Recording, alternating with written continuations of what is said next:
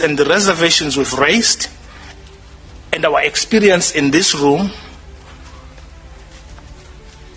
that my client has instructed me that he will take no further part in these proceedings. He respected you, he still does, he respects this commission, but the commission does not seem to know its ground rules. And for that reason, we came here to tell you that we want to explore the option of going to our courts to challenge what we think is your decision, but you've told us it's not. In any event, I have an ethical duty myself. I believe that a client, a witness, like any witness, must be treated fairly, and at this point I'm not certain that I would be doing my ethical duties if I proceeded in these proceedings. I think, Chair, I'm imploring you. I think there's something wrong, not with you, not with any particular person. I'm pleading with you, sir, to really check whether your process has not become a political process where the left hand does not know what the right hand is.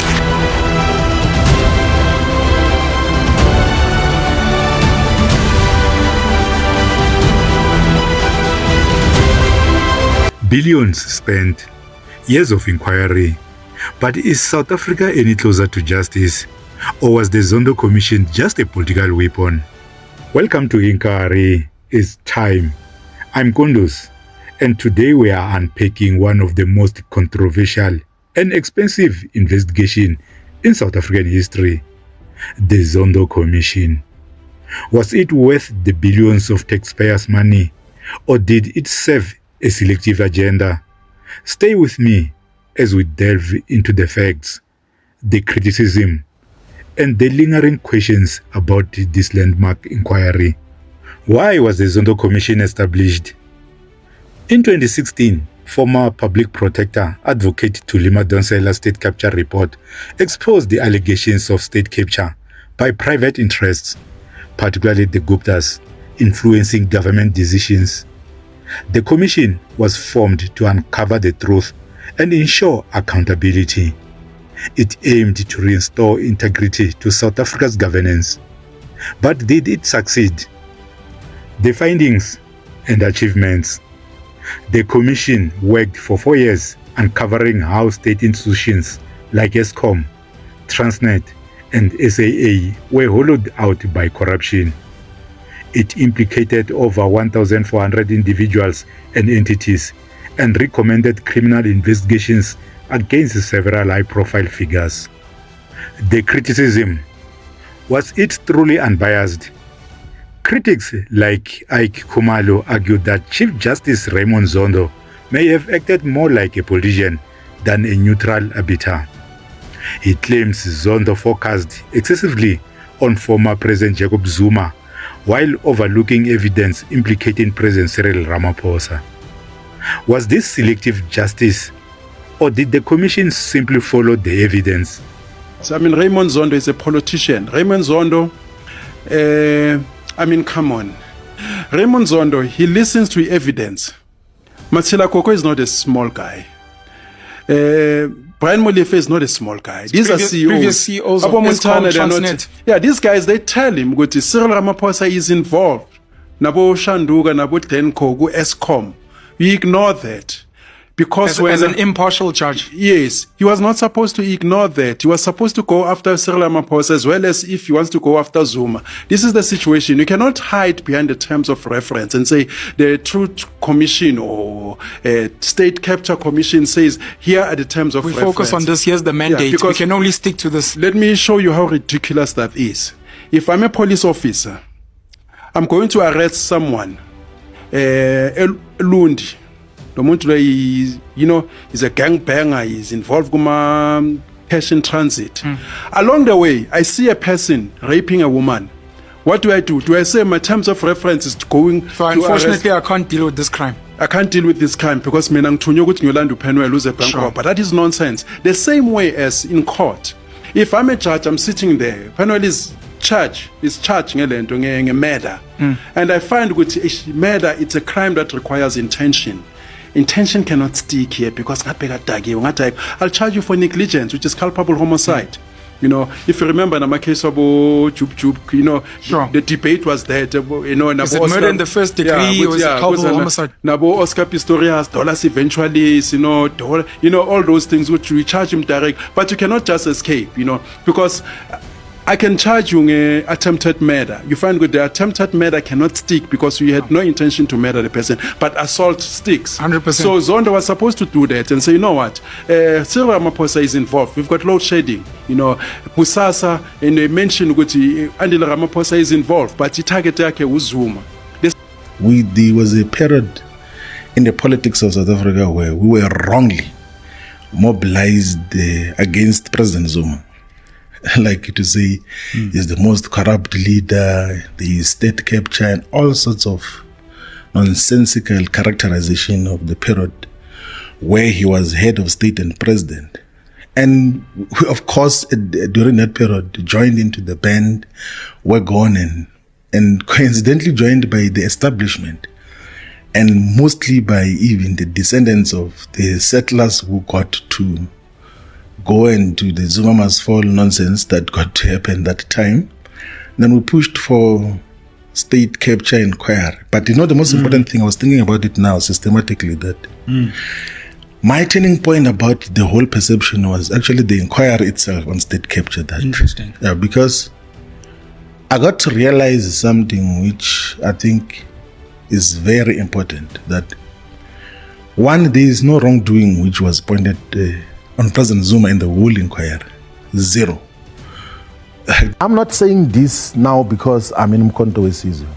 I said it when I was still in the EFF. Like possibly for the past, if people pay close attention to what we say and write publicly, I said on several occasions that we were misled on President Zuma. Like long before there was even discussion of the formation of controversies. That is why, but as part of these engagements, that's why I really want to know. Yes. We were misled.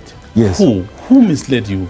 So the entire discourse of South Africa's politics, right, inclusive of influential media platforms and state institutions, which in some instances were abused to pursue political agendas.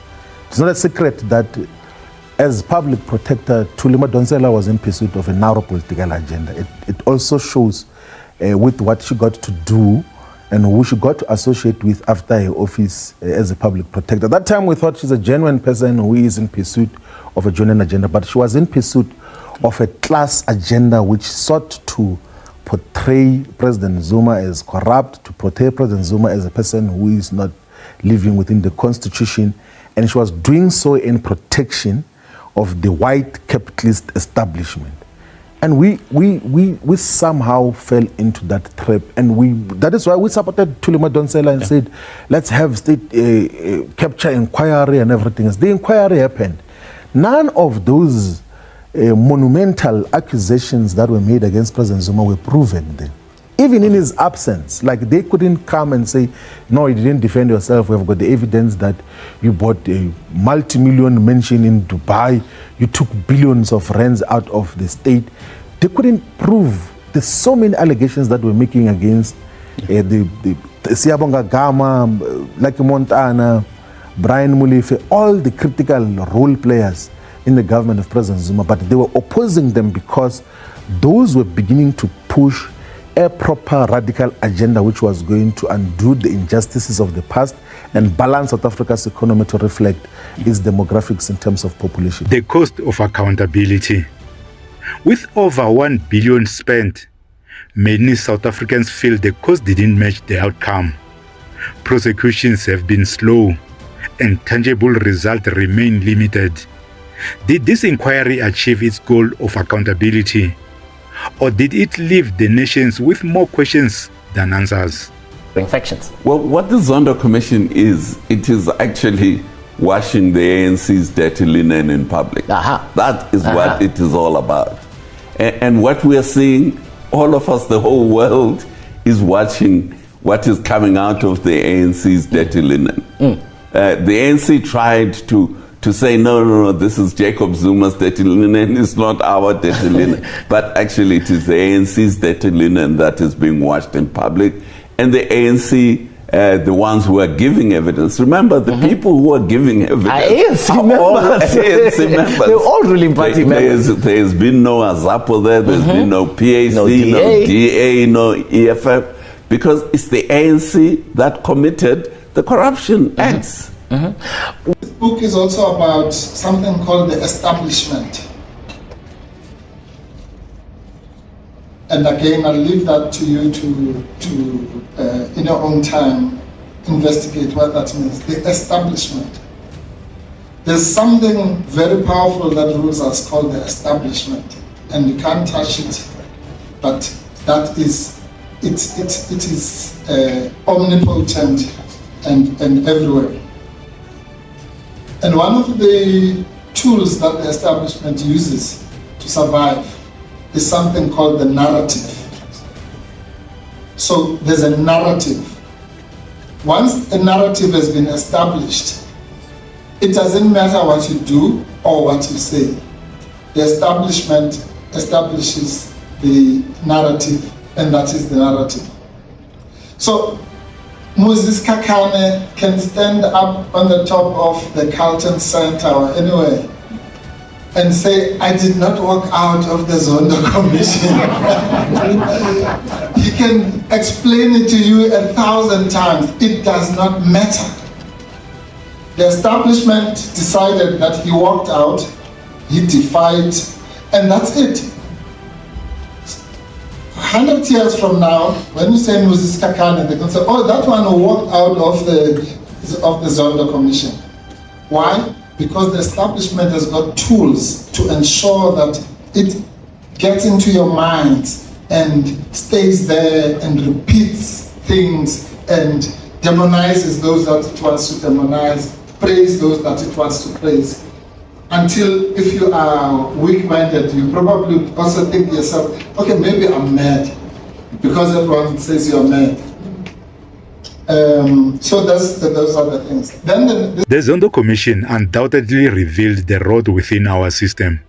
But the question remains, did it hold the right people accountable? Or was it a carefully orchestrated show to protect certain leaders while scapegoating others? What do you think? Was the Zondo Commission a necessary step towards justice or a missed opportunity? Let's hear your thoughts in the comments below. If you enjoyed this analysis and want to keep unpacking South Africa's pressing issues, don't forget to like, share, and hit the subscribe button, and also turn on notifications. Join the movement. Inkarhi Its Time. Together, we'll navigate the truth and fight for accountability. Until next time, stay informed, stay empowered. Thank you for watching and take care.